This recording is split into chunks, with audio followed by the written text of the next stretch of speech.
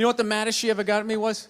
One time she was watching this show, it was like a poor excuse for The View, and they started talking about domestic violence, right? For the 9 millionth time this year, they're talking about domestic violence, just in case, you didn't get the memo, Evidently, just some people didn't get it. It's not okay to slam your wife's head into the cupboard drawers because she didn't dry the can opener off properly, It's gonna fucking rust, right? How do you not know not to do that shit? Do they really have to keep talking about it? It's like wife beaters watching. Oh, fuck! Ah! Now I get it. Upset daisy, sweetheart. Here we go. There you go. Oh. So at the end of the hour, they come to the logical conclusion. They're like, there is no reason to hit a woman. There is no reason to hit a woman. And I was just like, really? I could give you like 17 right off the top of my head. You could wake me from a drunken stupor, I could still give you like 9. Dude, there's plenty of reasons to hit a woman. You just don't do it. But to sit there and suggest that there's no reason. Dude, the level of ego behind that statement. What are you, levitating above the rest of us? You're never annoying? Women, how many times have you thought about slapping your fucking guy in the head this week? There you go. Every day. You didn't do it, right? Oh, dude, it drives me nuts. There's no reason. There's no reason. Really? No reason? How about this? You marry a girl, you fall in love, you buy her a house. You go to work every day, paying off the house. You come home one day, she's banging the next door neighbor, hands you divorce papers. You got to move out, sleep on a futon, and still pay for that house that she's going to stay in. No reason. I'm not saying you should do it, but there's plenty of fucking reasons in that arc of a story. All right, that was a hypothetical. You want an actual story? I'll give you one. All right, I fucked up my foot playing drums, trying to get my bass drum foot as fast as John Bonham's, because I figure that's a good thing to focus on. 43 years of age, never married, no kids. I figure this is gonna lead me to the light, right? This is what I need to do. So I don't know what I did. I felt like after I played for like an hour, and afterwards I felt like literally like there was some midget stabbing me in the bottom of my foot, right? Like I had lightning coming out of the bottom of my foot. So I did the typical guy thing. I'm like, I'm not going to the hospital. I'll sleep it off. Be fine, right? Next morning I wake up, my foot's even worse, and I got to walk my crazy dog. So I'm like, I can't do it. My foot's killing me. So I wake up my girl, go, sweetheart, can you do me a favor? Can you do me a favor? Can you walk the dog for me? Can you just take the shift? I'll do your afternoon shift. Can you just do me this solid? Can you do this for me? And she's just like, oh, I had a late night last night. I'm tired. I have a big day. And I just go, fuck it.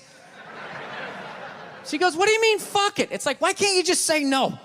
Why do you always gotta like waterboard me with like a 20-minute explanation that eventually winds its way around to go, fuck yourself? Just say no.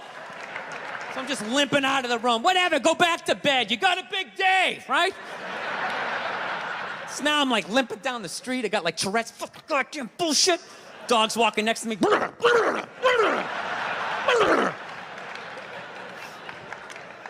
I gotta admit, I got a little childish. I did. I got a little childish, I was just thinking about my relationship. I'm like, this is the relationship I'm in? You just gonna do whatever the hell you wanna do, right? And fuck me? Fine, I'm gonna do whatever the hell I wanna do. I feel like listening to my iPod on full blast, walking around the house. That's what I'm gonna do.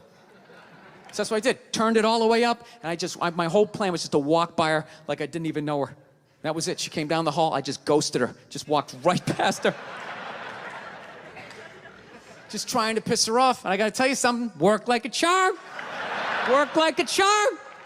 Yeah, hung my coat up, turned around. By the time I turned around, she was already yelling at me. But the music was so loud, not only could I not hear her, it actually looked like she was singing the song that I was listening to. It's one of the highlights of the relationship. So I knew what she was saying. I was like, whatever, I don't want to talk about it. Leave me alone. I'm going on to the computer, right? So I limp over and I sit down, and unbeknownst to me, she's like, now, we're gonna talk about this right now. Comes out, poof, and slaps the headphones off my head. I got big ears. It fucking hurt. So I'm like, honey, leave me alone. I don't want to talk about it. Put the headphones back on. She comes right back up again. Poof, slaps them off a little harder. This time they spin halfway around my head. Caveman DNA starts coming up. Talking through my teeth. Honey, leave me alone. Don't want to talk about it, right? Put him on. Third time she comes out, boom, slaps him right across the room, and I snap. I'm like, fine, you want to have the fight? Let's fucking have the fight. She's like, we will discuss this later when you calm down. Right there. I just wanted to roll her up on her yoga mat and stuff her behind the couch. Just leave her there until she got thirsty. Come on, let me out of here. I have a spin class. You've made your point. This is ridiculous. No, that's the thing. Really is. That's the thing. I hate that saying there's no reason. Obviously, I'm not saying to hit a woman, you know? But saying there's no reason, I think that's crazy. When you say there's no reason, that kills any sort of examination as to how two people ended up at that place. If you say there's no reason, whew, you cut out the buildup, you're just left with the act. How are you going to solve it if you don't figure it out? Look how awkward it is in here right now. I said you shouldn't hit a woman. I'm just saying, how come you can't ask questions? You can only ask questions about what the guy did. You can never ask about the woman. Why is that? Why is that? What is that? What does answer him right mean? What does that mean? Are you the idiot who got up halfway through the special during the bit and you're like walking around like I'm not fucking taping a special here? What's wrong with you? What's wrong with you? Fucking had to ignore all of that and now you're gonna like yell out? And not only that, yell something that makes no fucking sense whatsoever? Answer him! Answer him! Every fucking special I do, there's always one. Always right down the fucking middle. Talking about hitting women, sweetheart. And I think you just added another reason. Jesus fucking Christ. You love this. I'm not even in a relationship with her, and she's fucking nagging me.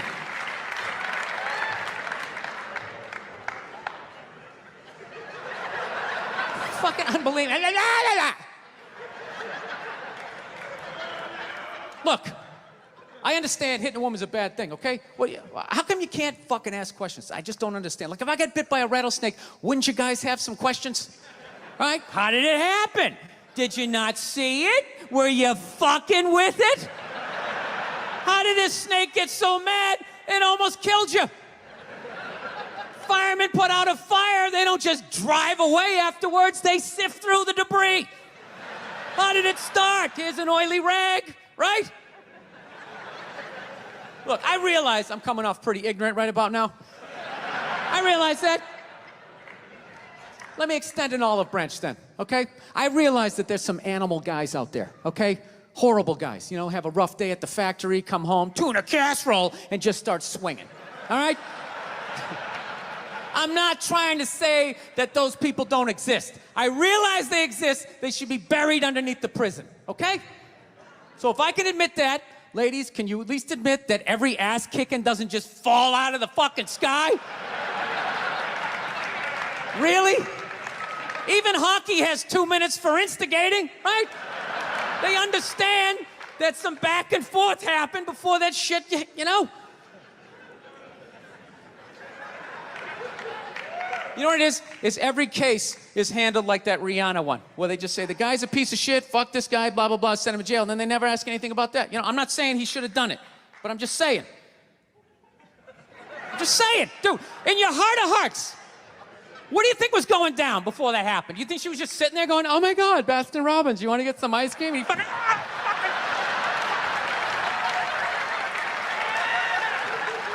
you know? Or do you think maybe they were having some epic end of the relationship fight and some crazy shit was being said? Maybe she was screaming in his ear some crazy female shit like, oh, fuck all your friends, I don't give a fuck. Maybe that's why I sell more albums than you, motherfucker. Right? To be fair, she could have just been sitting there going, I need a tissue. Do you keep those in the glove box? Oh my God, I'll bring my out. I'll bring my out. Now, fuck that, because you know what it is? They never address how women argue, which I think is a core of a lot of that shit. You know? And I gotta tell you something, man. Like, I never knew how women argued. But after 20 years of losing every significant battle in a relationship, I finally figured out how they argued. I'm gonna tell you something. I'm starting to turn this franchise around. I have begun a winning tradition. This is how they argue, as far as I can tell. All right? If they're right, they argue the point. And they stay on point and make sure you stay on point until you're down on your knees, apologizing, begging for forgiveness. All right? No problem with that. Totally respect it. But here's the thing. If they're wrong, they go rogue. They go off-road. They start thinking of shit you're sensitive about. Maybe you don't get along with your dad. And in their head, they just start concocting this evil statement. Totally designed, this desperate Hail Mary attempt to make you so fucking mad, you just call them a cunt. That's what it is. And cunt trumps all the bullshit they did to start the argument. Now it's not about that. Well, that's no reason to call me a cunt. And then that's it. You're in this room now, right? My girl knows my big thing is, my big fear in life is to be that dude who grows old, you know, grows old alone, has like that basement apartment, just screaming up at the younger couple, turn it down! That isn't music! So I noticed that anytime she was losing a fight, out of nowhere, she'd just be like, well, that's why you're just gonna grow old and be alone. Then I'd lose my shit. The next thing you know, I'm in the kitchen washing dishes for the 9th fucking time in a row. This is what the argument was about. I was so right. What happened? So if you learn anything from my ignorance tonight, just know this. Next time you're in a battle with your beautiful woman, your wife, girlfriend, whatever, and they start out of nowhere, okay? You're winning, and they just start saying that crazy shit out of nowhere. Just know in that moment you've won the fight, okay? All right? Don't get mad. Bob and weave, slip all of that shit. Maybe because you got a little dick. Just let that slide. Stay in the pocket of the argument. Okay? It's over. The argument is over. You've won. Just take a knee and run out the clock. All right? Yes. Lean on the ropes. Let them punch themselves out. And then in the end, you throw their psychology right back at them. Well, maybe we should discuss it later when you calm down. And they won't hook up with you for a couple of days. Who cares? Who cares? You rub one out. Rub one out like a man. It's the champagne of victory.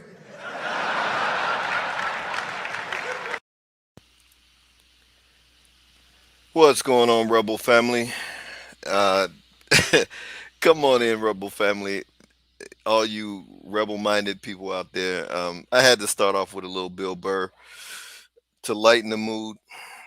This is a conversation that might get a little difficult at times, maybe a little heavy. So I wanted to start off by lightening the mood and around the topic, though it was about hitting women because that's what we typically hear about when we hear about DV. But as JR from the Lapeef Let's Talk show loves to state, let's just have the conversation. I have to ask the question: are men really victims in terms of the domestic violence, or I'll say DV? All right, are men really victims? And why did I ask that question? Why am I asking that question? Right? It seems as if here recently that a lot of people are stating that they did not know that men could be victims of domestic violence. And I wanted to ask the question: are men really victims? And I've seen a few videos that I want to discuss and go over. And the reason why I want to do that is because I think not to definitely in no shape or form to belittle any man that's gone through this type of situation. But I do want to address some things that I think were missed in the videos and use this as a learning lesson for some of the young men coming behind us.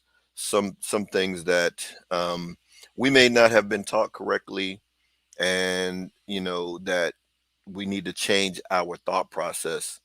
So in terms of people stating that they didn't know that men could be victims of domestic violence, I have to say that these people are absolutely lying, right? It's been a thing. It's known. It's if you are 30 years old, 40 years old, 20 years old, even you've seen incidents of domestic violence, in whether it's in movies, in real life, now that there's social media. against men. You've seen domestic violence against men, right? I'm in my 40s. I'm late 40s, 48. I grew up on a movie, Which Way's Up, starring Richard Pryor. Lots of domestic violence in that movie, right? Fast forward over to Waiting to Exhale, um, Soul Food, Waiting to Exhale. The woman burning up the man's car. Diary of a Good Black Woman, or whatever that is, by Tyler Perry. You saw it in there. You saw it in Soul Food, the movie with Vivica Fox and Vanessa Williams, when Vanessa Williams tried to stab her husband with a knife because he was cheating. We saw it in This Christmas, where Regina King put baby oil on the bathroom floor and proceeded to beat her husband with a belt because he was cheating. We saw it in real life, where Beyonce's sister Solange was attacking Jay-Z in a elevator, right? But for someone to come along and say, I didn't know this was a thing. You've seen it in your own personal lives, to where women curse out men, or slap them for whatever reason, and it's perfectly accepted. And a lot of men have been taught that notion, and that's kind of why I played that Bill Burr clip at the beginning, that there's no reason to hit a woman, and it may lock some brothers into being victims of domestic violence, right? So victim is anyone that's, that has some type of violence or crime act committed against them. So in the literal sense or definition, yes, obviously men can be victims of domestic violence. But I want to go through some different clips, like I said, some different videos, and discuss what's going on in these videos, and discuss a look at some of the errors that some of the brothers made, some of the mistakes that they made, and just talk about it, because we have to teach those coming behind us differently than we were taught in some cases. And I say we as in Generation X and the baby boomer generation. So we have to teach them differently than we were taught. So the first clip that I'm gonna jump into, it appears they're in the UK, some accents, and I want to say this before I begin. Again, this is not to belittle any man for anything that they've gone through. I'm very happy that these men made it through the ordeal that they were in. But I do want to talk about some of the things that I see, and just use these as learning lessons, really. So I'm going to jump into this first clip here. And again, this is they're in the UK, and this happened some years ago, so he's out of the situation. But let's go ahead and roll the clip. Has been hearing one man's story. In the mirror, Ian McNichol looks back at a man who was once broken, physically, mentally, and almost totally. She was incredibly violent. I'll give you 3 or 4 examples. She placed lit cigarettes up my nostrils and forced me to go to sleep with those cigarettes still in my nose. She held my eyes open while she sprayed bleach into them. She assaulted me with a steam iron. She placed it on my left lower arm, on my upper right shoulder, and in the middle of my shoulder blades. She boiled a kettle and poured it over my groin, and then whilst I was stuck to a leather sofa writhing in agony, she reboiled that kettle and re-poured it over my groin. And I'd got to the point where I was so mentally ground down, I lost almost 25% of my body weight. I have 2 permanent indentations in my left shoulder where I was attacked with a hammer with such ferocity that the handle of the hammer actually broke. His former partner is now serving 18 years in prison.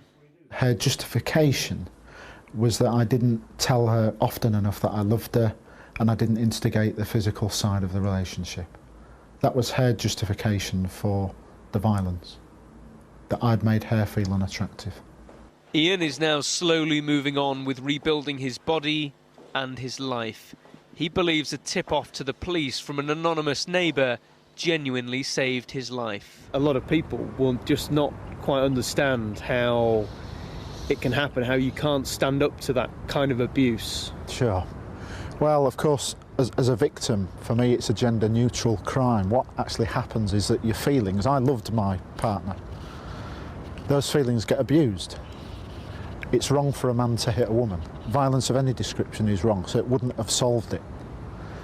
I can't say why she committed the level of violence that she did, but the fact is for men that the other additional difficulties that they may not be believed if they come forward, so there's a challenge there. But all victims should find the strength to confide in someone, because help is out there. I know that from my own experience and proof of that. And as with any form of domestic abuse, deciding to find that help is often the hardest step. Tom Parmenter, Sky News. Okay, so that was pretty hard to hear. Like I said, that's why I wanted to start off with lighten the mood with the comedy, because Bill Burr is probably one of the only comics that I've seen tackle the domestic violence issue in that way. But that was very hard to hear and very hard to see. It's a good thing that he's now out of that situation. But it's definitely hard to hear the things that were done to him, and to even actually see some of the scars left on his body. But the reporter asked a question like, why couldn't he stop the violence? Physically, he could have stopped the violence, right? And this is the point that I want to get into. Physically, he could have stopped the violence. Men are stronger than women on average. He could have stopped the violence. But then he said, man shouldn't hit a woman. What would that solve? It would have solved her, abusing you. So to have to wait, it's just very hard for me to understand for a man to have to wait for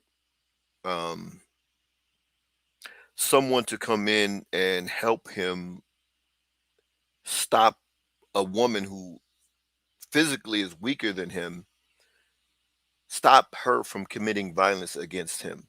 It's very difficult for me to understand that concept. And he stated that he loved her, so forth and so on. And I was always taught love isn't supposed to hurt, especially if it's you're having permanent indentations and she's boiling kettles and sticking lit cigarettes up your nose and pouring bleach and burning you with a steam iron and all these horrific things.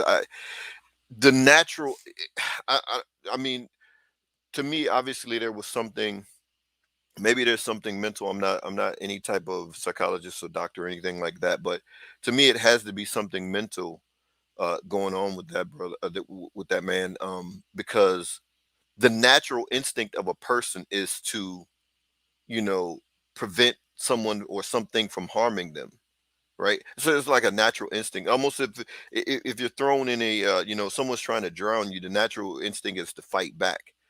And where was that instinct with this particular gentleman? So yes, it happens, and we have it.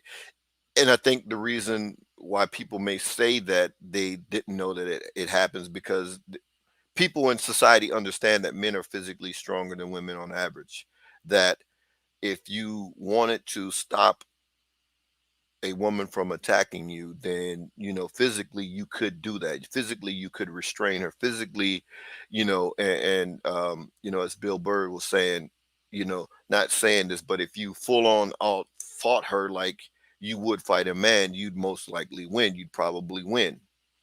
So just from a societal standpoint, understanding that dynamic, then it's but we've seen it, right? We've just been so conditioned to, okay, if a man cheats on a woman, then it's her prerogative to slap him or hit him, or he deserved it in a sense, right? And or a woman hits you, it doesn't hurt, as if we don't feel pain. That's similar to what was said about uh, black women or just black people in general, that they don't feel pain. And his name escapes me right now, who performed all these medical experiments on these women in terms of gynecology, and the that's where that science came from.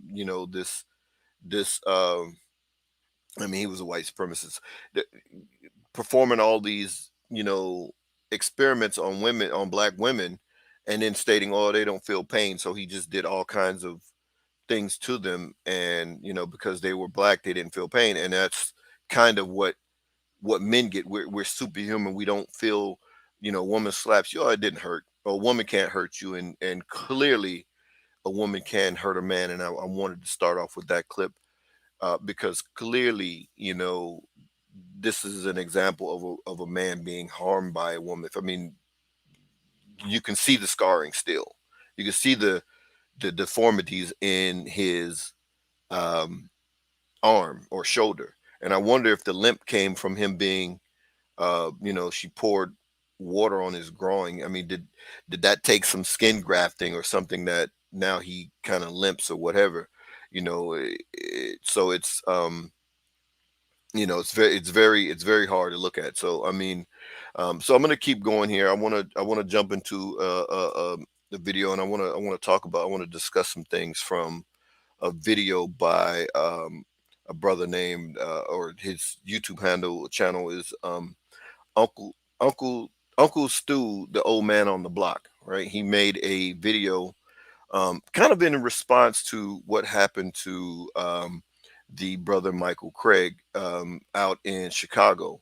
Michael Craig was also a victim of domestic violence, but um, he called um, he called 911. He dialed, or had his son dial 911, and the law enforcement showed up, and he was being threatened by a knife by his wife. She was stabbing him with a knife, or had a knife to his throat.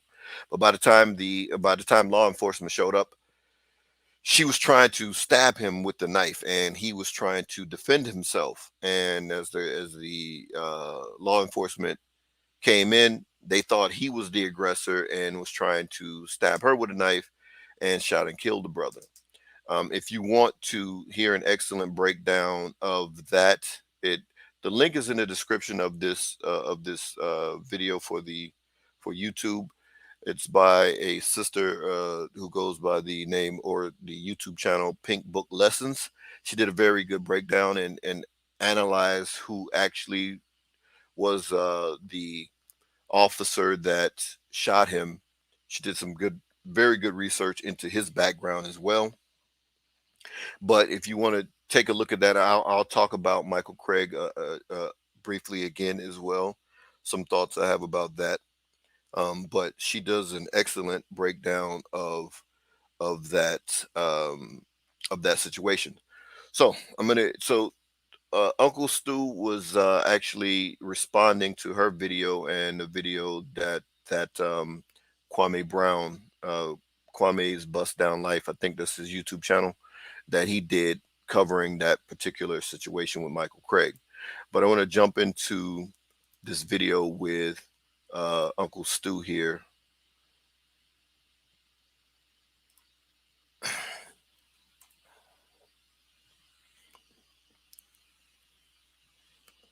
Let's go ahead and play this here. This is Uncle Stu, the old man on the block. I don't want to consider this a reactionary video, but I am going to react and respond to something that two content creators produced. Pink Book Lessons did a video about a man who was the victim of domestic violence, accused, and shot. Kwame Brown just did a reaction to her video. I don't need to do a reaction to the video because I lived the experience. I am the victim, or was the victim, of domestic violence, and I'm a man. Now, I spoke about this on my platform and other platforms, but I felt compelled to talk to anybody that's willing to listen. I was the victim of domestic violence for over 10 years. I come from a mother and a father. I come from a very affluent home.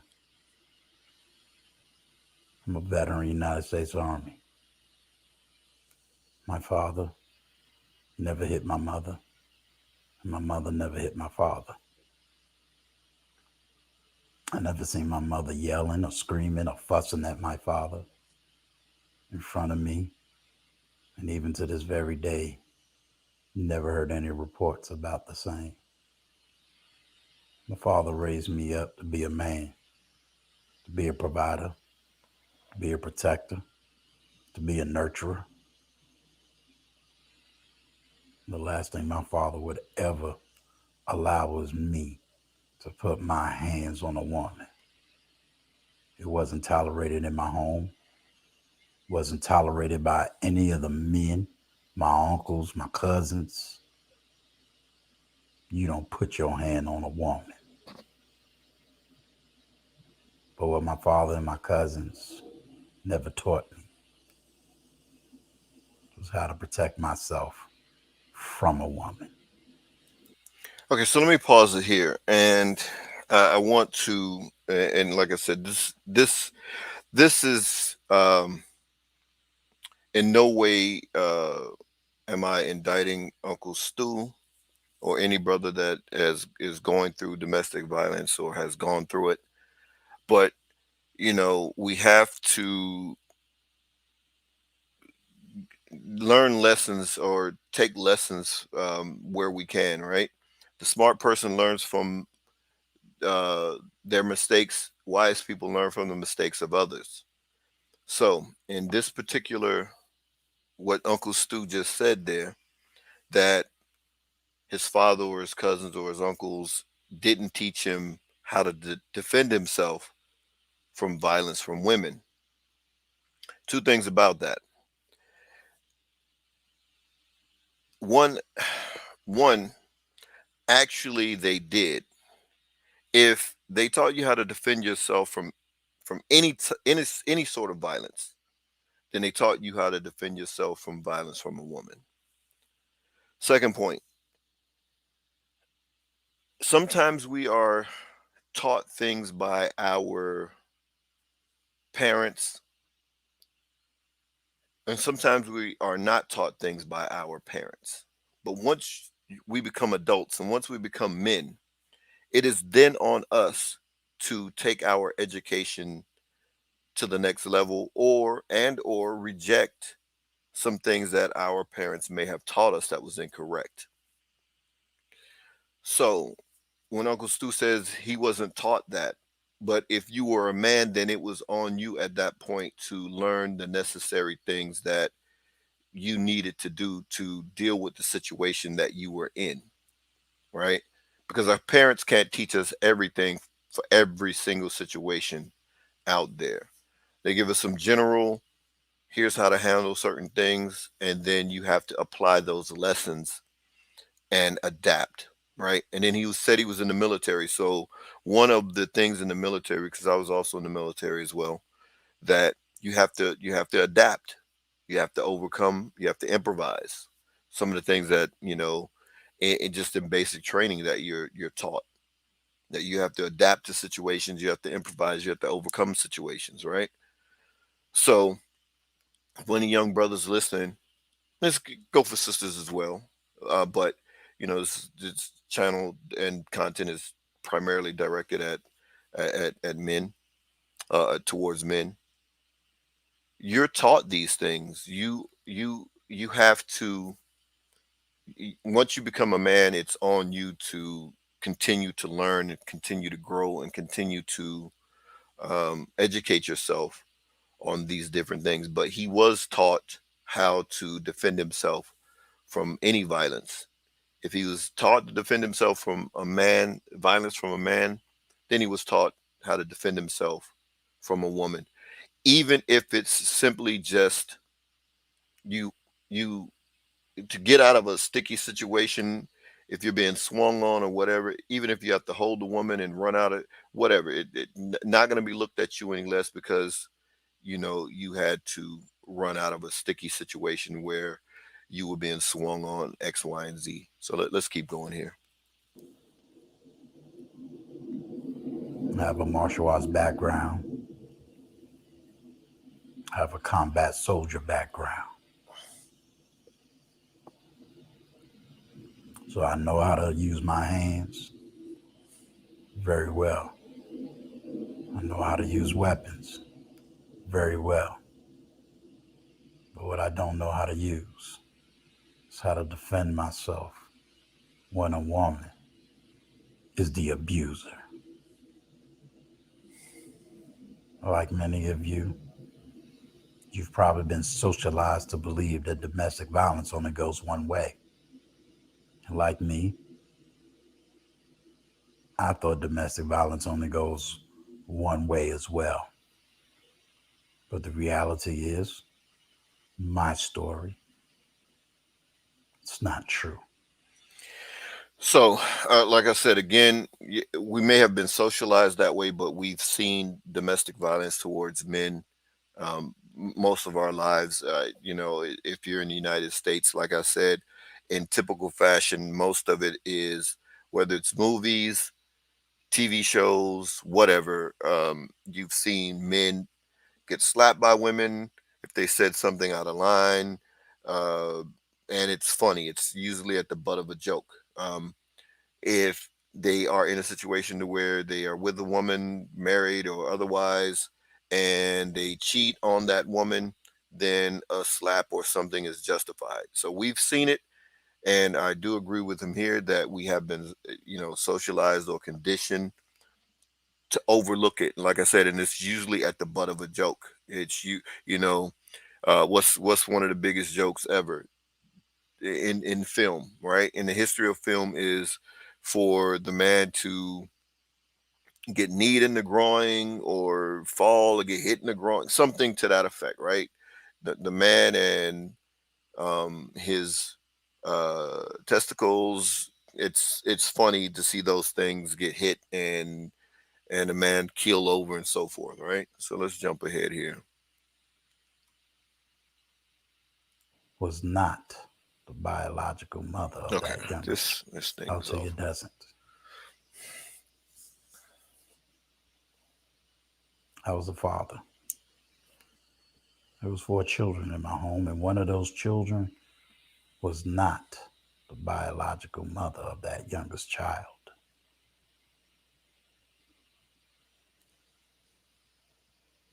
The violence and the controlling, power and controlling started off light. And then it increased.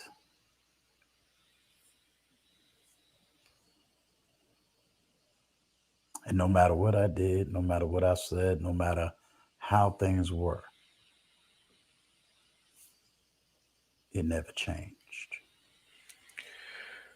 Okay, so here he states that there were children in the house, and I guess the youngest was not the biological child of his wife, and the violence started off light and it got worse.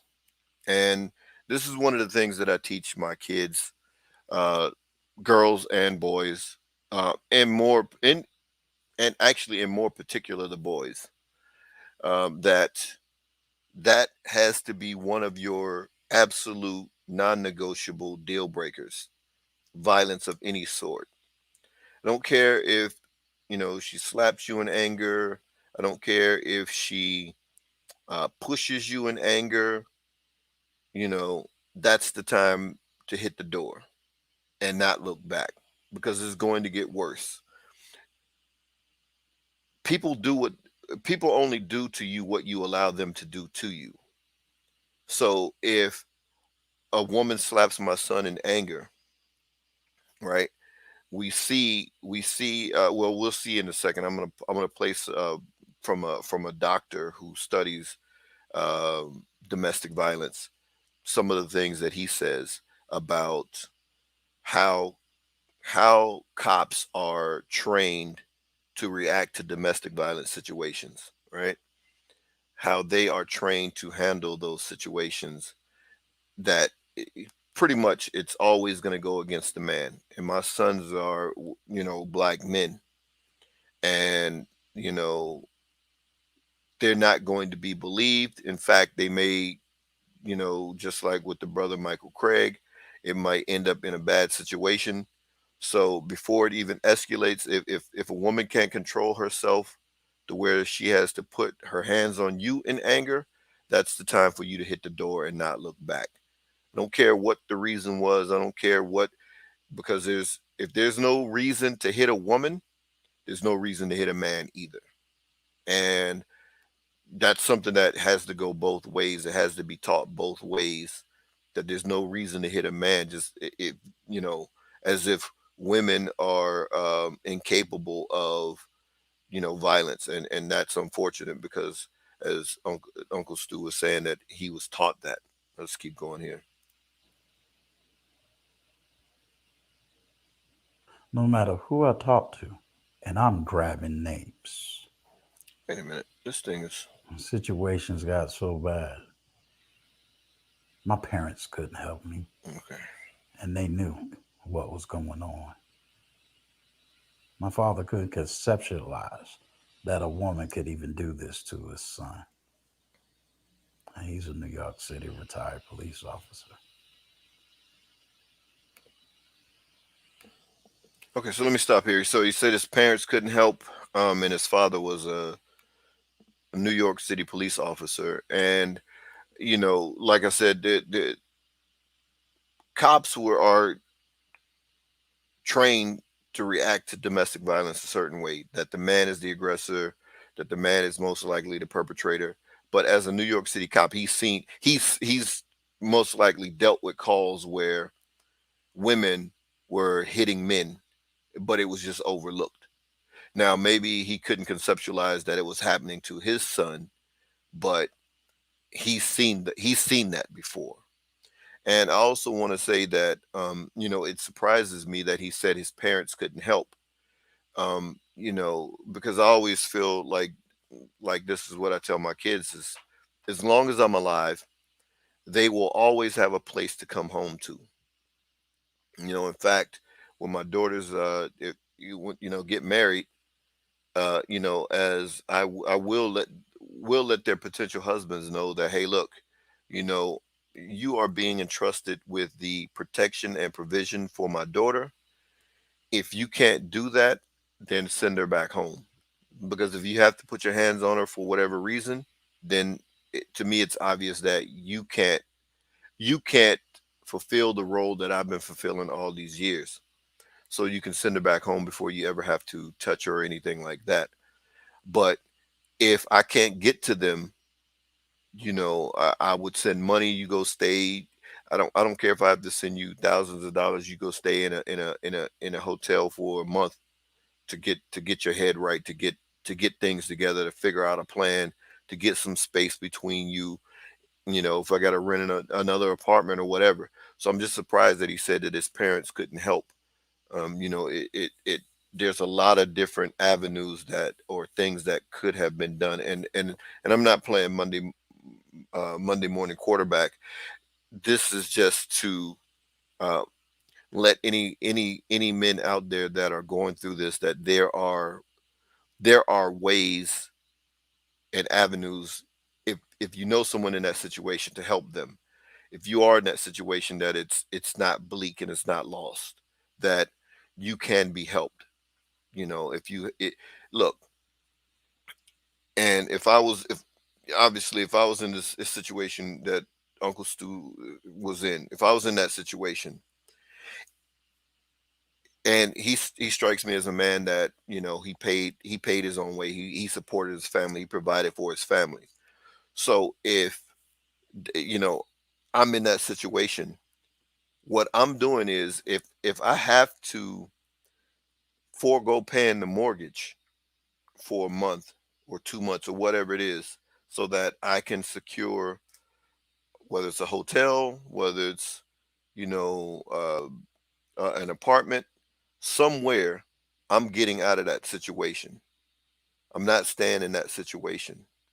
And then, like I said, based on what he said, that he was in this situation for 10 years and he got out of it once the youngest child got into high school or graduated high school. But, and he said that that wasn't the biological child of, I guess, his wife, based on my understanding of what he said just a minute ago.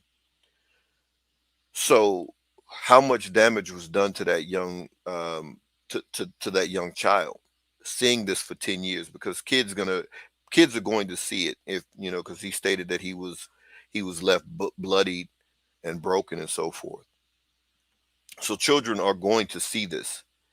So, in this regard, I would have thought it's probably better that they don't see this, because oftentimes children will fall victim or fall into the same pattern that they grew up in.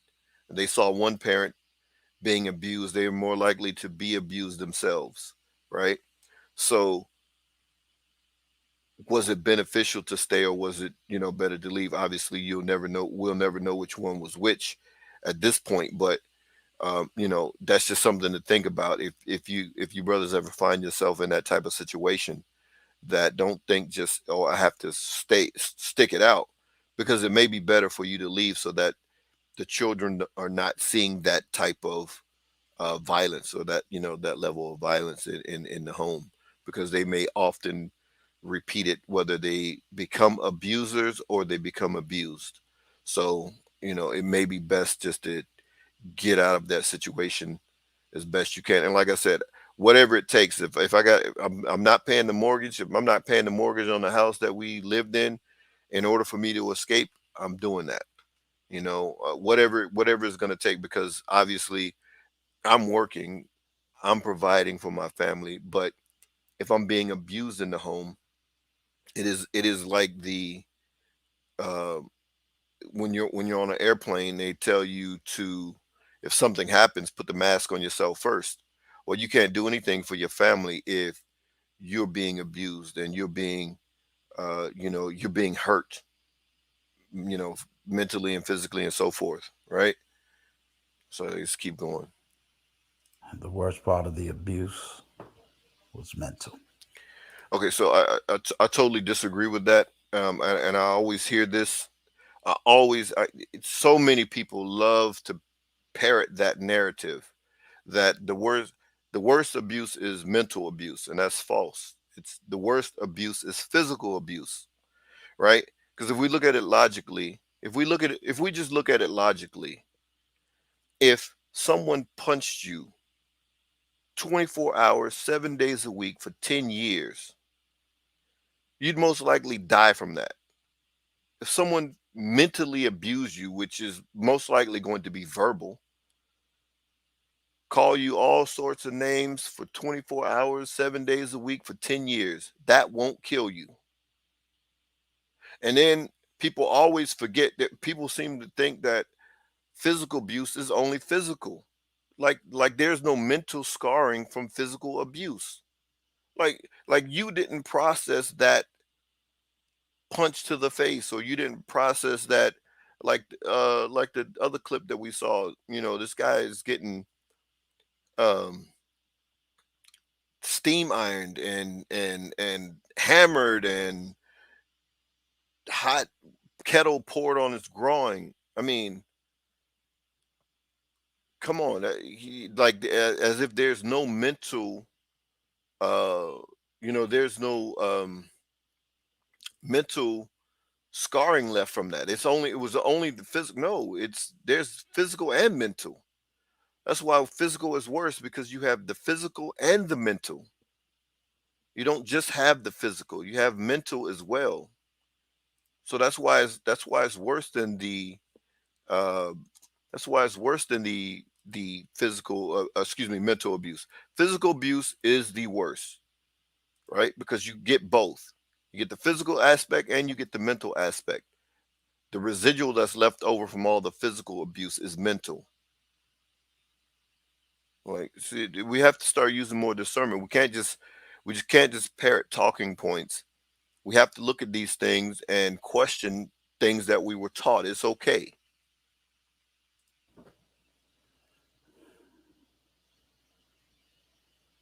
There is no justification behind abuse.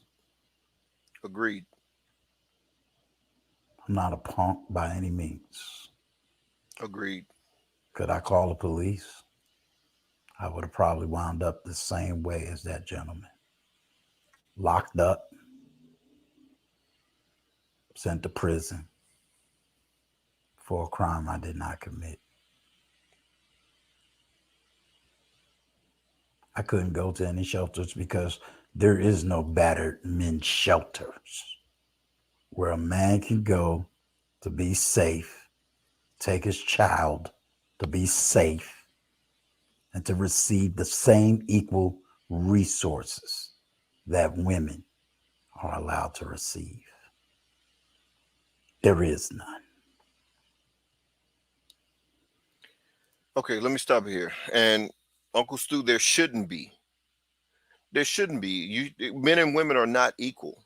So why should men receive equal benefits that a woman would receive as a victim? It shouldn't be. Now, what should happen is domestic violence shelters should accept men or women, whoever's being abused, the shelter should accept them. But to sit up here and say that men and women should receive equal resources, and okay, granted, I understand, right? Someone can come along and say, hey, women abuse men at nearly the same rate as men abuse women, if not more, right? Well, like I said, we're going to get into, a doctor is going to break those numbers down for us, right? So women abuse are 50% more likely to, or a little bit over, to abuse men more than, just as much as men abuse women, right? So it's equal in terms of abuse, but guess what? Guess what's the difference? Guess what's the big difference? Men can actually defend themselves from the violence if they wanted to. Men could actually physically stop a woman from abusing him if he wanted to. That's the difference. A woman most likely can't stop a man in varying situations. It happens most likely if she's able to get to a weapon, but she's going to need a weapon. A man barehanded can stop a woman barehanded more than a woman can stop a man barehanded, to bare hands, right? Women are going to most likely need a weapon in order to stop a man.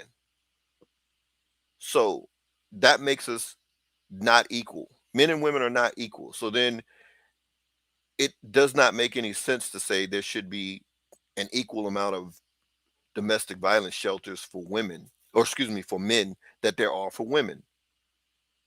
It makes no sense when men, most of especially in marriages, right? Men most often are the breadwinners, especially in the past. Now, like I said, what should happen is that any domestic violence shelter accepts any person who's a victim of domestic violence. There shouldn't be separate shelters for men and women, et cetera, right? But who's the weaker of the two? It's women. So obviously the weaker of the two should receive more than the stronger of the two. Because like I said, men can if they wanted to, and it literally boils down to if a man wants to stop a woman from doing it. That's what it literally boils down to.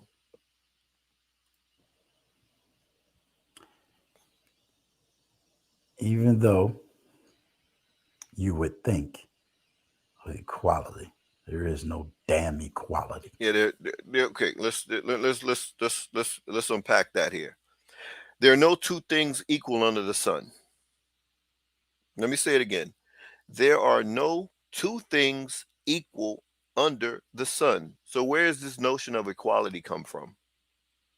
I mean, I don't understand what what what put that in the minds of people that there should be some equality amongst people when people themselves are not equal. Now, you can say, in terms of policy, so forth, that's not even a good definition of justice. What justice is actually ensuring that the people who need the most help get the most help, or the most constructive help, right?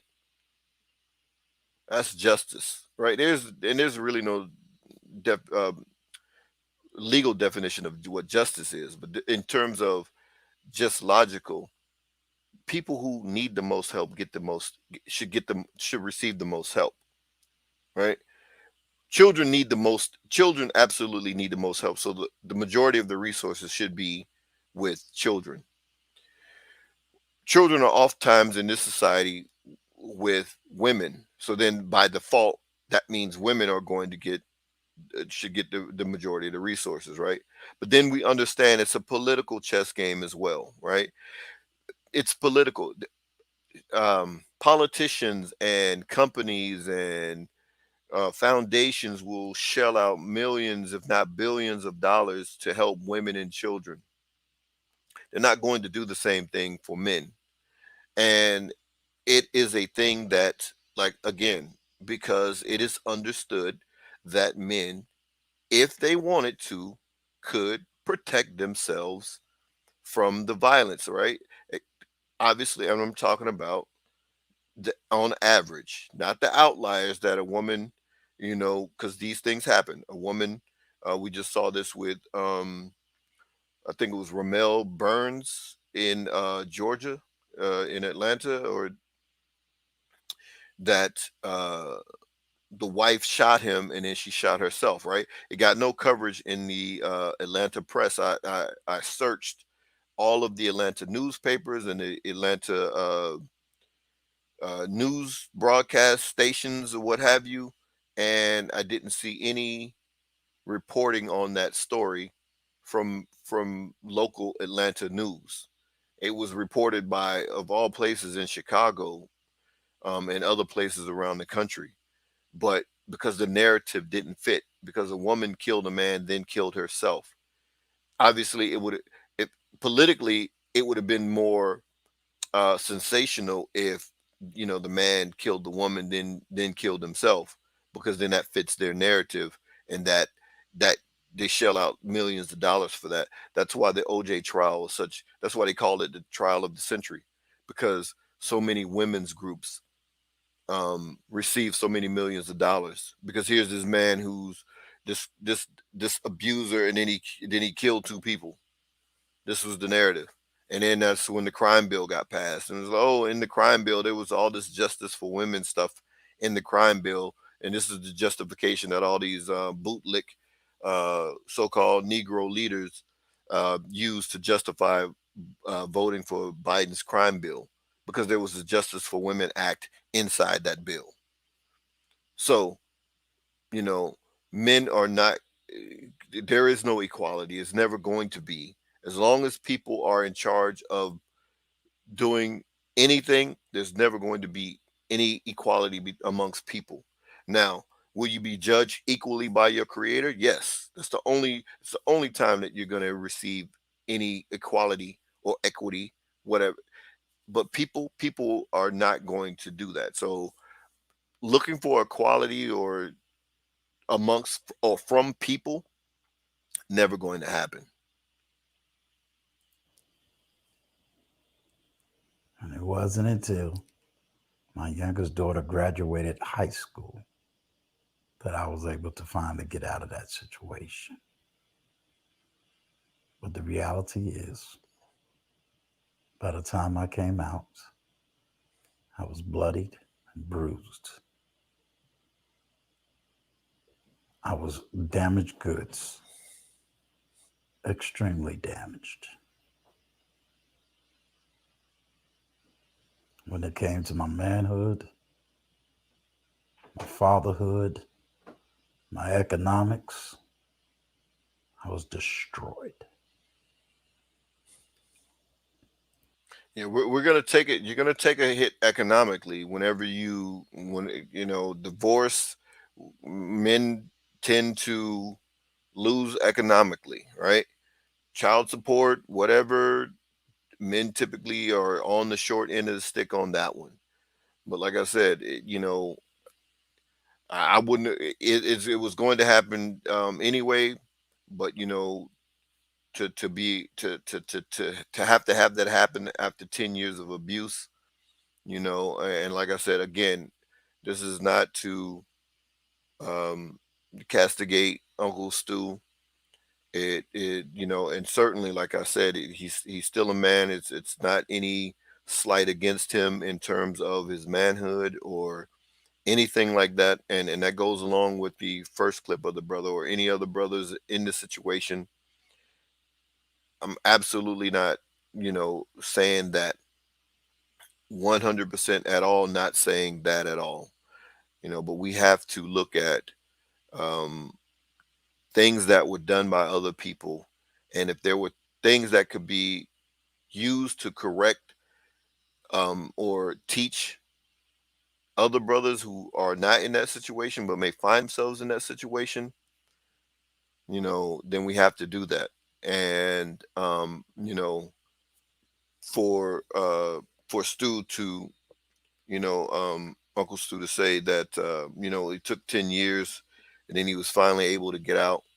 We can't we can't expect certain things of women and then not expect those same things from men, because quite often, especially in the red pill space on YouTube, it is women have to be accountable for their actions, men as well, so it is not that Uncle Stu couldn't get out after 10 years, it's that he chose not to get out after 10 years. So we have to be accountable for our actions. But brothers, understand that, if you stay in a situation like that, you very he very you Uncle Stu could have very well ended up in prison or ended up dead or killing her and then ended up in whatever. It could have very well ended bad, and I'm very happy that it didn't end bad for him. But to stay in a volatile situation like that, something is going to something may happen, and it ruin your life. Those are two things that every man has: his freedom and his life, and you have to protect both. You have to protect both, because there's no telling when that woman would have snapped or did something else, and Uncle Stu couldn't take it and he snapped. It's not a good situation. I mean, that's why I'm telling you. I tell my kids to, especially the boys, I'll explain it again. Why I tell the boys especially, because if they're in a situation to where they are being abused, they call the cops, they're not going to be believed. They're most likely going to be looked at as the perpetrator. My daughter is being abused. If she does call the cops, she's most likely going to be believed, and the man that is abusing her will be seen as the perpetrator and be taken away. So there's a level of believability that, but like I said, I tell both of them, but I really stress it to nobody's coming to help you. It's like black people when John Henry Clark said, "We have no other friends." It's the same with men. No one's coming to save you. And I'm not even going to say it, because some disingenuous idiot will come along and take my words and then say I'm down with a particular movement that I'm not down with. But you know, uh, you have to save yourself, because no one else is coming to save you. And I'm not down with the save yourself black man movement. I believe men and black women have to work together in order to turn the black community or black people as a whole around, in terms of whether it's United States or abroad. But it's going to take all hands on deck in order to get us out of the situation that we're in. So I'm don't hope somebody chop up my words. I know how YouTube plays now. You know what I mean? Somebody will chop up 2 seconds of what you said and say, see, he's with that movement. But let me keep going. And this is, Uncle Stu's video is in the description of the video that I'm doing, the live that I'm doing. Go check out the video in whole, because like I said, I'm only playing pieces of it to where I think some learning could be done here, because there's some things that are that we have to call out, and we have to have thick skin, because some of the things that he's saying, I don't want to be passed on to other young brothers. And the reason why I chose this clip and the his video and the other video is because, you know, they are two of the men that are, you know, brave enough to speak out on their situations, and I applaud them for that. But they did not give solutions on how other brothers should, if they find themselves in it, how do they get out of it. They told their story, but then they did not say, well, look, young brother, if you're in this situation, then do this and do that to get out of the situation. And I'm going to do that at the end of this. This is some of the things that I see and have seen over the years. To speak his truth, unadulterated, unedited, and uncut.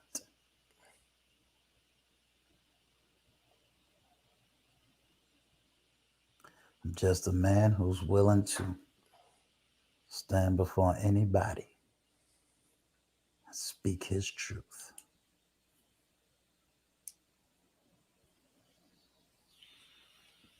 I'll make it a little bit deeper for those in the back. Sadly, whether you hate them or love them, at this point, I don't give a damn. But the first time I was finally able to even speak my truth on video was when a man by the name of Kevin Samuels boldly stood up and talked about how many shelters there is for men who are victims of domestic violence. It's the first time I ever heard any man stand up for men who are victims of domestic violence. So if you don't like them, I don't give a damn. At least he was bold enough to speak for a man like me. Okay, let me stop it here. And you know, if Kevin Samuel said that, I don't know. I didn't hear. I've never heard him say that. I'm not clear if he said that or not. But if he did say it, and to anyone else who says it, then again, all of you who say it, that's a wrong way to think. That there should be domestic violence shelters for men. Like I said, and I'll say it again, domestic violence shelters should accept whoever is being abused, right? But are there some things that men need specifically? Yes, homeless shelters, right? There's a need for homeless shelters, more specifically to help men get on their feet, since men are the overwhelming majority of those that are homeless. The mental health facilities, right? Those things are in greater need, because again, you know, Uncle Stu said, you know, Kevin Samuels was speaking for a man like me.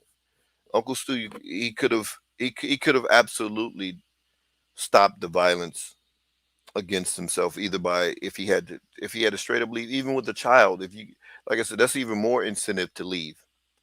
If the child was your child, and that wasn't the biological mother, that's even more incentive to leave and not stay. You know, to see, allow your child to witness you being abused. That's even more incentive to leave, right? And like I said, I'm gonna give, because you know, give some practical things in terms of the situations. But obviously, brothers are gonna have to use their own discernment once they are in these types of situations. But you know, we can't tell women to leave men who are no good and this, that, and the third, and be accountable for their actions. And then, you know, we're sitting here thinking that the government should provide a shelter for us if we get in a situation to where we're in a domestic violence situation, when we actually could protect ourselves from it. We could actually physically stop it if we wanted to. And like I said, again, this is uh, unarmed, because the woman is armed, then that poses an even greater danger or threat. But men, we can't sit around and look for some shelters to be built for men in domestic violence when we can absolutely help ourselves and stop that violence.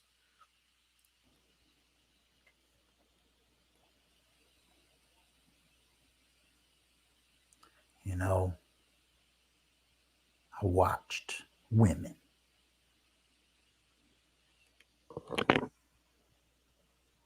cuss a man out from the top of his head to the sole of his feet and even emasculated him in public.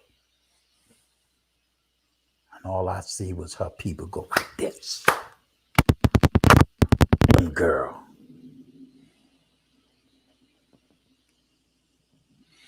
And see, if you saw that, if you saw women doing that, then the minute you, and I'm not, I don't know if this is how the domestic violence started, but the minute that woman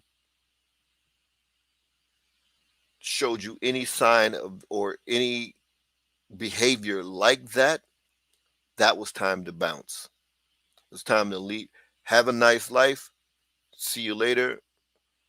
You know, do what you need to do in order to make sure that you can have a relationship with your children. You know, pay child support, whatever it is, whatever you got to do, because that's typically how it's going to go in this society, right? Women get the children, man has to pay child support. It is what it is, right? We don't want to be in that type of situation, that obviously don't get married and don't have kids, because we know what it is now. It's not even it's no longer a secret. It wasn't a secret back then, you know, 10, 20, 30 years ago. It's been the same. It hasn't changed. If anything, it may have gotten worse, but it hasn't changed. But, you know, once you see a behavior that you do not um, want to accept, that's time to send that woman on her way. I watch women say, you got a baby in the belly and there's a man, get rid of him. Yeah, that's coming from some of these knucklehead YouTubers out here. Some of these women who are on. Honestly, I don't know if they do it for views or what they do it for. I honestly kind of, is it serious enough to? I mean, it's serious. It's something to take serious, because these people have 50, 60,000 subscribers, and but it's a growing, you know, anti black male or anti black misandrous YouTubers on on YouTube, and in particular YouTube space. I'm not even going to call their names, but we didn't hear stuff like that back in the day. You hear it on YouTube now, but that isn't something that I've ever heard in my life. But obviously you hear it on YouTube now and so forth, or social media.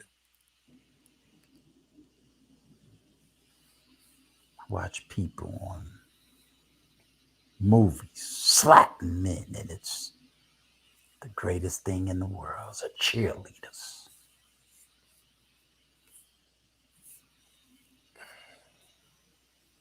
But if that happened in reverse, you would have protested the movie. You would have signed petitions to get rid of a podcaster.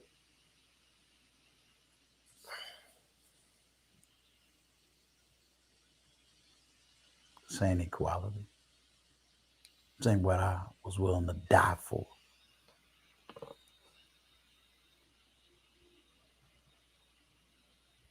I don't do this for like, clicks, and views. I do this because I want another man. I don't care if he's black. I don't care if he's white. I don't care if he's making 6 figures or 1 figure. I stand before this camera for you, brothers. I will stand for you. I will speak your story and I will speak your truth. And again, I'm going to stop it here. Again, shout out to Uncle Stu for having the courage to put down what his experience on video. And again, like I said, my analysis of his video was not to denigrate him in any way, or again play Monday morning quarterback. But like I said, I saw it. Now there were some things that stood out that I was like, okay, wait a minute. These things can't be just ideas can be challenged, and we have too many youngsters coming up that we have to start changing the paradigm, right?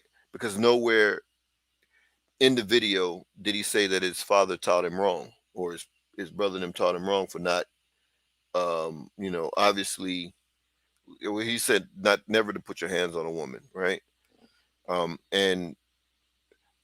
when I hear that, I always assume you doing it out of anger, you being on the, like Bill Burr was saying at the beginning of the live there, that yeah, there are some guys who had a hard day at the factory and come home, and because the woman dried off the can opener wrong, then he just started swinging. Are there those situations do happen?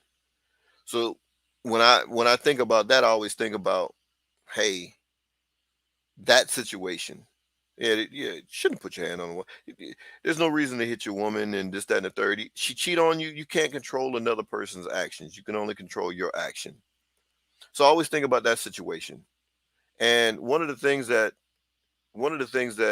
I was taught early on, and ironically, I was taught by my mother.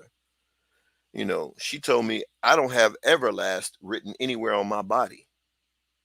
So Everlast is a punching bag. So I don't have Everlast. I'm not a punching bag for nobody. So, nobody has the right to hit me just because they are smaller than me, right? Like, honestly, if we treat women like children, and that's why they can get away with this. And I don't know, like I said, I don't know if Uncle Stu still believes to never put a hands on a woman and all that kind of stuff or whatever. But let's look at this. If I were to go hit Shaquille O'Neal, 7'1", whatever he is, 300 pounds,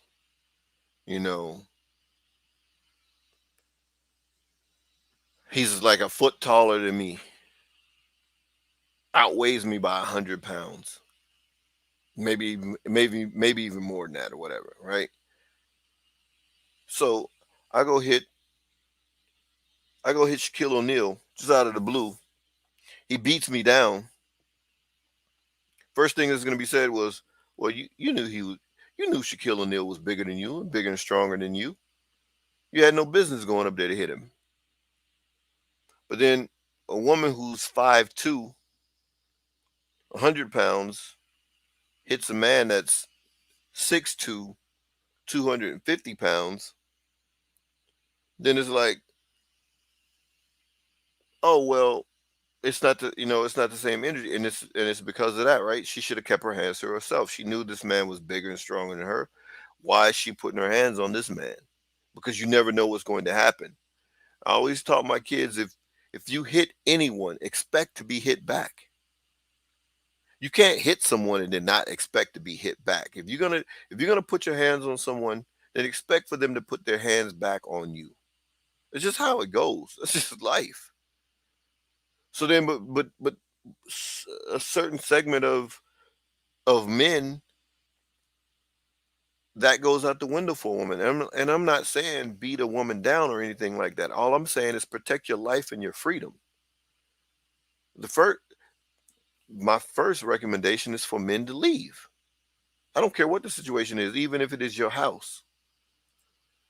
Let me stop the sharing on this here. And we see this happening right now with like the baby, the rapper, the baby. And it appears that the girl, Danny Lay, I think that's how you pronounce it. I thought it was Danny Lee. She was charged with basically misdemeanor assault, simple assault, or whatever they called it. Not a domestic violence charge that will carry more stigma and more penalty, but a simple assault charge for things that happened with the baby. I did a video about it, but I only spoke on that video about the aspect from a game perspective, because I understood I was going to do this live tonight, and I did not want to. I wanted to leave the domestic violence portion for tonight.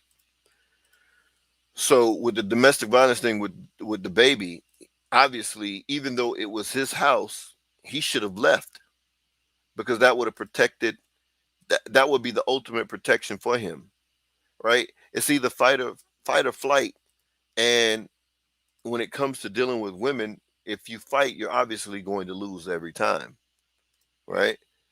You're either going to lose when it comes to dealing with, well, that's really the only way you're going to lose. I mean, because you should be able to win the fight, obviously, but, you're going to lose when it comes to dealing with law enforcement or what have you. And, so it's best to, flee that situation if at all possible. So, but now I want to get into Poor Man Podcast. Shout out to the Poor Man's Podcast. He did an interview back in July with Dr. Donald Dutton, domestic violence expert, and I want him to break down some of the numbers for the domestic violence. And shout out, go check this video out in full. I'm not going to play the full. I just want you to hear some of the statistics on domestic violence, men and women, right? And we're learning a lot more about these things now. So there's absolutely no excuse for there's too much data out there, and for us to still believe the propaganda. So monetized on YouTube. Make sure you become a Patreon. The link is in the description below. Enjoy the clip. Just one of the things in particular that kind of got me into your videos is your information seemed unbiased. In America, when it comes to domestic violence, a lot of people, when it comes to men dealing with domestic violence, a lot of people just look at it as a joke. We have a show called The View where one of the hosts, Sharon Osbourne, literally talked about having a man's penis cut off. It was a story where a man's penis was cut off and thrown in a garbage disposal, and she laughed at it on air. I mean, we have our pop stars like Cardi B saying that she openly stated that she drugged and robbed men and nobody even cares. I mean, you have the Johnny Depp situation. I just wanted you to for the people that's listening, can you clear the air when it comes to gender and domestic violence? Because a lot of people seem to think it's very exclusive to women dealing with this problem, but your data seems to show something else. Can you please just elaborate on that? Sure. Well, there's two things. One is, what you're hitting on here is really, really important. That is just kind of, it's not just in the U.S. I mean, this perception that men don't feel pain from domestic violence is most prevalent in countries where women have come the furthest and have the most power. Mm-hmm. So that's the U.S., the U.K., Northern Europe, Canada, all those countries. It's a political view that has a strong component of misandry. And it's so entrenched that you can take a simple act that can't possibly have a sort of gender aspect to it, which is putting a lighted cigarette out on somebody's arm. Okay, right. It's going to hurt, whether you're man or woman. It's going to hurt. But if you ask people, would it hurt a man or woman more? They all say it would hurt the woman more. Now, women deal with childbirth; they deal with a lot of pain, anyway, it's a perception that people have that whatever happens to the man is not important. I mean, I've given case examples to my classes where guys have been dipped in acid and had body parts cut off, and horrible stuff, horrible stuff. And these are all true cases. I mean, you know, went through the courts and the court information. So there's this perception that is kind of something we have to deal with in the terms of looking at male victimhood. Then there's the data, the information on who perpetrates domestic violence. Now, you know, the U.S. is a world leader in this respect because there's been 5 excellent victim surveys done in the U.S. Huge samples, representative samples, starting from 1989 and running right up to 2004. And they all say the same thing, that 50% of reported domestic violence is bilateral. It's a 2-person thing, back and forth, back and forth. 35% of the remainder, the unilateral domestic violence, is female perpetrated. 15% is male perpetrated. But of that 15%, 10% or 2/3 of it is just like a push and a shove or a slap. It's not serious stuff. So that leaves 5% that fits the stereotype of serious domestic violence, male perpetrated domestic violence. 5% of all domestic violence actually fits that stereotype. That's all. But we deal with it in policy, so that was the only thing happening. So that's absolutely crazy that only 5% of domestic violence fits the narrative that you know, men are just this, I'm gonna come in and just start swinging and beating down a woman for whatever little reason, and I'm just beating her every day or whatever. Only 5% based on 5 different surveys, and he stated that these surveys were a large sample size, not a small sample size, but very large sample size across the country. And 50% obviously was mutual combat, meaning men and women fighting each other. You know, 35% women women perpetrating or women initiating or what have you, and then the other 15% men perpetrating. So if you just look at the total, just look at the totals, right? That if you just X out the mutual combat, right? 50-50 on both sides, but 15 to 35%. So just based on that, you know, in these surveys that, you know, women are perpetrating more of the domestic violence. But why?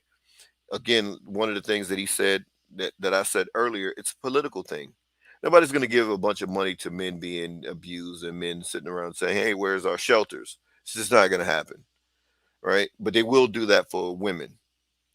They're going to write laws for women to be protected, you know, and not men, right? Because again, if men wanted to, like he said in here, he was like, men, you know, acid being thrown on them, body parts chopped off and so forth and so on. And like I said, you know, well, I'm going to say it here, and I'm not actually, he's going to talk about later in this video how the police are trained. And I'll just say it so I know how to play the video, and I can get right to my final thoughts and my advice and how I advise my children, especially my sons. He stated how the police, even in states to where they give police or I shouldn't say police, but they give law enforcement officers the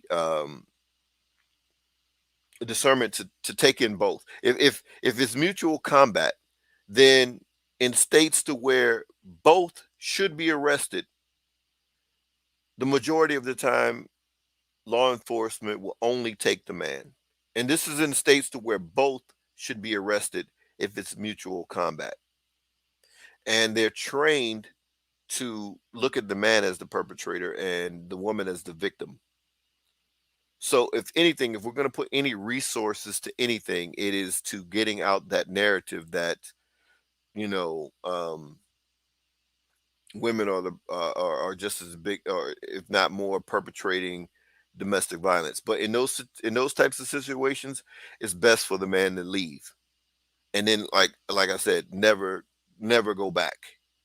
You know, I'm gonna go ahead and stop the sharing here.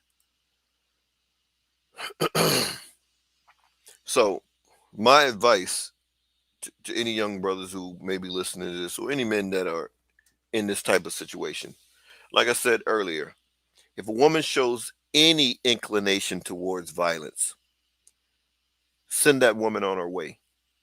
If she slaps you in anger, pushes you in anger, obviously if you're playing, you have to use your discernment to understand what's what why she's doing what she's doing. If you're playing around with your woman, you're playing little love taps or whatever, that's something different.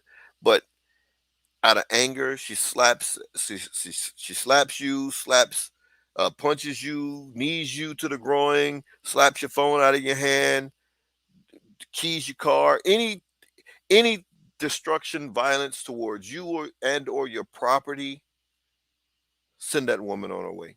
Now, if it happens in a situation, first thing you want to do is remove yourself from the situation. You know, you're out at dinner, you out at the movies, you come back, and then something pops off. Okay, if you're at your house, you know, I would say try to, hey, you know, let's go for a walk, let's go for a drive, whatever. Get her out your crib, and because I'm not saying leave her in your crib and, you know, just bounce and leave your crib, but you know, but your thing is you want to get away. You know, you want to get away and then get some distance between you and her, and then never go back. Like, don't play no games with your freedom in your life, because if she does that once, it's going to happen again because you allowed it to happen. This is just like with women. I tell women, okay, if a man cheated on you and you took him back and all this kind of crap, it's going to happen again because you took him back. He's going to keep doing it most likely because there was no consequence. You you might have talked crap or whatever. You might have fussed at him. Yeah, that's nothing. It was worth it at the end of the day for him. And not to digress, but so let's getting back to the point. Um, get yourself out of that situation and then send that woman wherever she came from, back to her family, you know, back to the streets, whatever, right? If you're in that particular situation. Now, if the situation is a little bit more serious, you know, that was just, I'm just talking about, just this is the start of it. This is just first time she ever, and she just got mad and smacked you for some reason. You said something, she bust your windows in your car, whatever it is. Now the situation is a little bit more serious, and I want to talk about in the Michael Craig situation. The brother had his young son call. The brother had his young son call the call 911 because she had a knife to his throat, and this is what's heard on the 911 call. And based upon what his family said before, that had happened before. She had stabbed him before. And again, this is not to cast aspersions on the brother, but a woman stabbed you before and you didn't leave. And it was really no surprise that things ended where they are, unfortunately, because you know the thing happened again, and then this time, okay, I'm gonna call 911. I don't know if he called 911 the first time, but you know, then you had a trigger happy uh, race soldier who came in with a taser in one hand and a gun in another hand, and then just started blasting. Though the woman was, you know, stabbing him, and he was trying to protect himself. But in a situation like that, because he was sitting on the bed, man, It's your life and your freedom. You have to fight for both. In that type of situation, do what you have to do to get away, to get out of danger. And again, boxing is one of my favorite sports to watch. Actually, there's really only two that I really watch any length of time. It's boxing and it's MMA. And people have their whatever about MMA, but boxing is my all-time favorite sport to watch. And again, the old adage, protect yourself at all times. This is what these fighters are telling brothers: protect yourselves at all times. Someone, I don't care. It doesn't matter who it is. If someone has a knife to your throat, you have to fight for your survival at that point. You want to live. You want to see the next day. You want to breathe your next breath. You have to fight for your life. It doesn't matter who it is. So Uncle Stu, what I was saying about his father, they taught him this. They taught him how to defend himself from a man, and you can defend yourself from a woman if you want to. You know how to defend yourself. He said he was a martial arts expert. You don't, and I'm not saying, and what I'm not saying stomp the woman out or whatever, but you fight the person off to get that knife away from your throat and get out of there. Your life means something. Your freedom means something. You don't let anyone take either for nothing. You just sit there and allow a woman to put a knife to your throat. No, you fight for your life in that type of situation. You deal with the consequences either. I'd rather be in prison and be alive than, to have been killed in a situation like that when I could have fought for my life and won my life. I'll deal with whatever comes after that, but I'm trying to live. This is the advice that I will give my sons in these types of situations. But like I said, prevention is the first thing. Like I was saying about the baby with this woman. He had enough money in there, and there were people there based upon the videos that we saw that he could have actually left and left those people that I guess they were his uh, assistants or whatever, left them in the house to monitor his stuff while she was still there. But he messed up by getting the side chick pregnant and moving the side chick into his house. Why would you do that? That's just silliness. That's no part of the game that I understood. And like I said, the video that I did, I only spoke about the game side. Not I was going to leave the domestic violence for tonight, but you know, he absolutely started antagonizing her. Just people, yes, it's a good thing to video record it in a certain regard to make sure you have a record of what's going on. But the the antagonizing at some point, it began to become antagonizing. Um, her,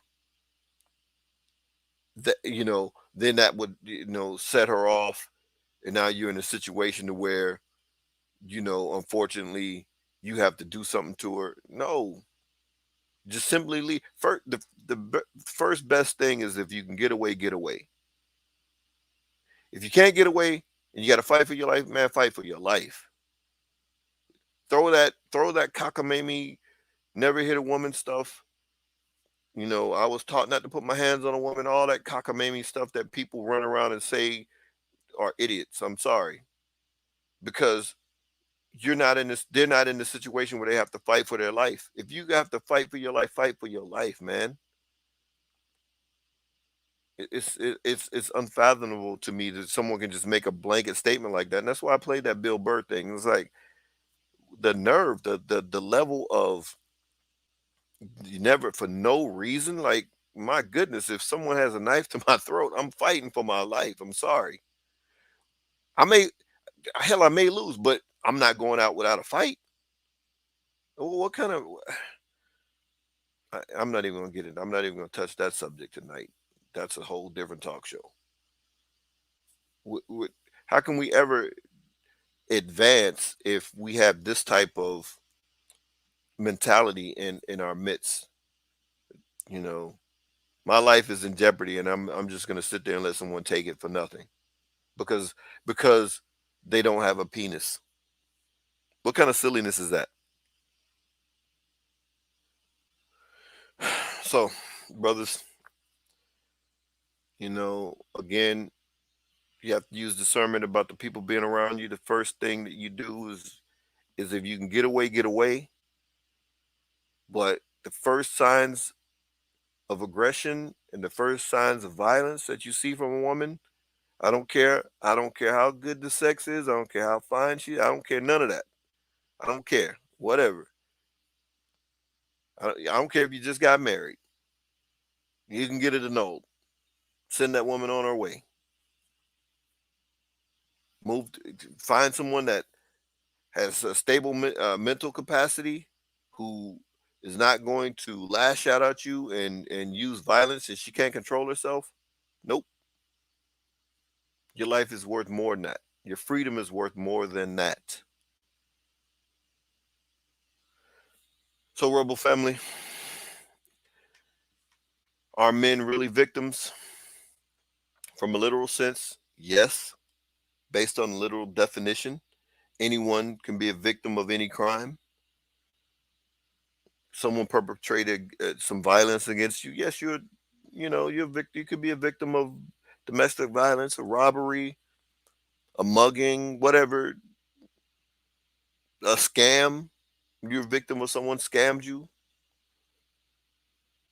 But to run around and put ourselves on at the same level of women and saying, what about the shelters for men, when men can actually defend themselves